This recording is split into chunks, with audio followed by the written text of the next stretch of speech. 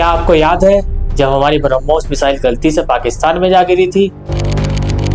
एक पल को लगा ये बस एक हादसा था, पर क्या वाकई ऐसा था? Accidental firing of a missile that landed in Pakistan territory. की मिसाइल पाकिस्तान में गिर गई। Accidental misfiring.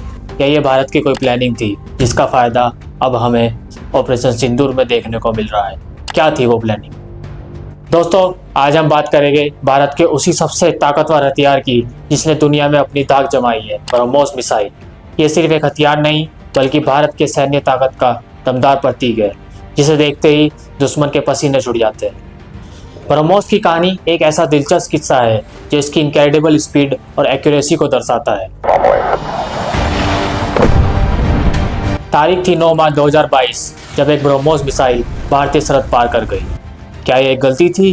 क्योंकि BrahMos missile fire and forget, दागो और भूल जाओ प्रिंसिपल पर काम करती है। अगर उसका टेस्ट चल रहा था तो उसका टारगेट पहले से तय होगा, है ना?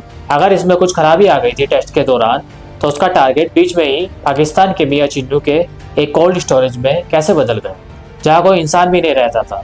ऐसा कैसे हो गया, आप ही बताओ। ऑफिशियली इसका कोई रिकॉर्ड नहीं है, तो चलिए मान लेते हैं कि ये गलती थी। पर इस अनजाने में हुई चूक ने ब्रह्मोस के बेजोड़ रफ्तार और पलक झपकते लक्ष्य तक पहुंचने की क्षमता को दुनिया के सामने रख दिया।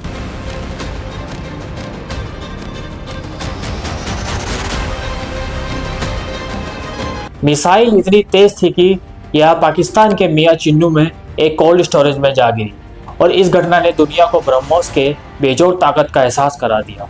मिसाइलों का उपयोग वैदिक काल में अस्त्रों के रूप में होता था, जिसका उल्लेख महाभारत और रामायण जैसे ग्रंथों में भी मिलता है। लेकिन मॉडर्न मिसाइल के इतिहास में एक महत्वपूर्ण अध्याय है टीपू सुल्तान का। अंग्रेजों के खिलाफ मैसूर वॉर में टीपू सुल्तान और उनकी सेना ने हजारों रॉकेट का इस्तेमाल किया था, जिसके कारण 1792 में श्रीरंगपट्टनम की लड़ाई में अंग्रेज पराजित हुए।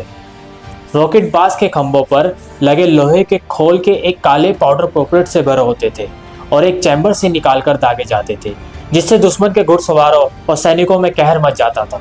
यह विश्व का पहला रॉकेट युद्ध था। मॉडर्न मिसाइल की शुरुआत जर्मनी में हुई थी, जहां उन्होंने सफल गाइडेड मिसाइल V1 और V2 विकसित की। दूसरे विश्व युद्ध के बाद कई राष्ट्रों ने मिसाइल प्रणाली के विकास पर ध्यान केंद्रित किया। दोस्तों, इसी क्रम में भारत और रूस के संयुक्त प्रयास से बनी ब्रह्मोस दुनिया की सबसे तेज सुपरसोनिक क्रूज मिसाइल बनी। इसी परियोजना के पीछे हमारे missile man doctor APJ Abdul Kalam की दूरदृष्टि और मार्गदर्शन का बड़ा हाथ था। उन्होंने ही भारत को मिसाइल टेक्नोलॉजी में आत्मनिर्भर बनाने का सपना देखा था, जिसकी नींव पर ब्रह्मोस जैसे अत्याधुनिक हथियार विकसित हुए। यह एक सच्चा मेक इन इंडिया का उदाहरण है, जिसे अंतर्राष्ट्रीय सहयोग से एक नई ऊंचाई मिली। अब बात करते हैं इसके बेजोड़ ताकत के पीछे की एक टेक्नोलॉजी की। ब्रह्मोस की इस शक्तिशाली मारक क्षमता के पीछे इसका खास प्रपोजन सिस्टम। लॉन्च के समय एक सॉलिड प्रोपेलेंट बूस्टर इसे जबरदस्त शुरुआती धकेल देता है, जिससे मिसाइल कुछ ही सेकंड में सुपरसोनिक स्पीड प्राप्त कर लेती है। जैसे ही गति हासिल होती है, इसका लिक्विड प्रोपेलेंट रामजेट इंजन सक्रिय हो जाता है। यह रामजेट इंजन हवा से ऑक्सीजन लेकर फ्यूल जलाता है, जिससे मिसाइल अपनी लगातार मैक 3 की स्पीड पर उठती है। लक्ष्य तक पहुंचने के लिए इसमें आधुनिक इनर्शियल नेविगेशन सिस्टम INS और सैटेलाइट नेविगेशन GPS का इस्तेमाल होता है, जबकि अंतिम चरणों में सटीक वार के लिए इसमें एक्टिव रेडार सीकर लगा होता है। यह सब मिलकर इसे लगभग अचूक बनाते हैं। ब्रह्मोस के बेसिक वर्जन की रेंज लगभग 290 किलोमीटर है।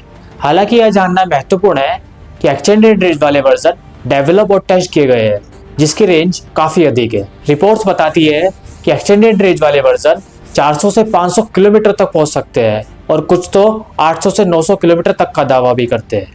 ब्रह्मोस मिसाइल की गिनती ऑफिशियली घोषित नहीं की गई है, लेकिन चीन का मानना है हमारे पास 15,000, और पाकिस्तान इस बात से डरा हुआ है कि हमारे पास 60 से 70 और मिसाइल है, जिसे हम कभी भी फायर कर सकते हैं।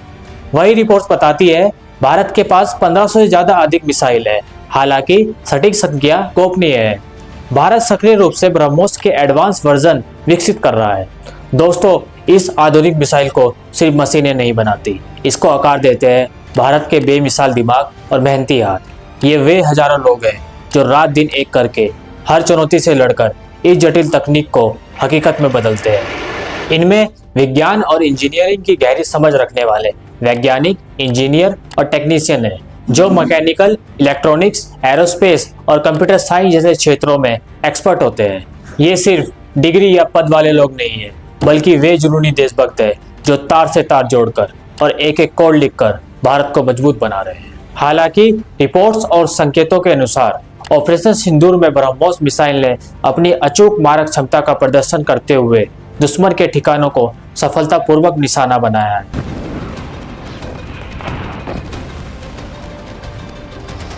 जिसने इसकी स्ट्रेटेजिक इंपॉर्टेंस को और बढ़ा दिया। एक और महत्वपूर्ण बात, शुरुआत में ब्रह्मोस मिसाइल में रूस के मिले सीकर रडार का उपयोग किया जाता था। हालांकि भारत ने अब इंडिजीनियस सीकर रडार विकसित कर लिया है और इसका सफलतापूर्वक टेस्ट भी कर लिया है। यह भारत की आत्मनिर्भरता की दिशा में एक बहुत बड़ा कदम है और भविष्य में मिसाइल की निर्माण क्षमता को भी बढ़ाता है। यह दिखाता है कि हम सिर्फ दूसरों पर निर्भर नहीं हैं, बल्कि अपनी तकनीक खुद विकसित कर रहे हैं। फ्यूचर के लिए भारत अब ब्रह्मोस नेक्स्ट जनरेशन के प्रोडक्शन पर भी काम कर रहा है। यह नया प्लांट विशेष रूप से ब्रह्मोस नेक्स्ट जनरेशन वर्जन का निर्माण करेगा। ब्रह्मोस एनजी मूल ब्रह्मोस की तुलना में छोटा और हल्का है, जिससे इसे भारतीय एयरफोर्स के किसी भी लड़ाकू विमान द्वारा ले जाया जा सकता है, न कि केवल भारत सू MK-33 द्वारा। बेहतर इलेक्ट्रॉनिक युद्ध प्रतीक्षा के लिए एक active electronically scanned era radar है, जो इसे दुश्मन के रडार से बचने के लिए अधिक सक्षम बनाता है। भारत और रूस इस उन्नत ब्रह्मोस मिसाइल का निर्माण के लिए बातचीत कर रहे हैं, जिसका प्रोडक्शन उत्तर प्रदेश में नई सुविधा में होने की उम्मीद है। यह सब भारत की बढ़ती हुई डिफेंस पावर और आत्मनिर्भरता की कहानी कहता है। ब्रह्मोस जैसी मिसाइल हमारी सुरक्षा को और मजबूत बनाती है और हमें किसी भी चुनौती का सामना करने के लिए तैयार रखती है।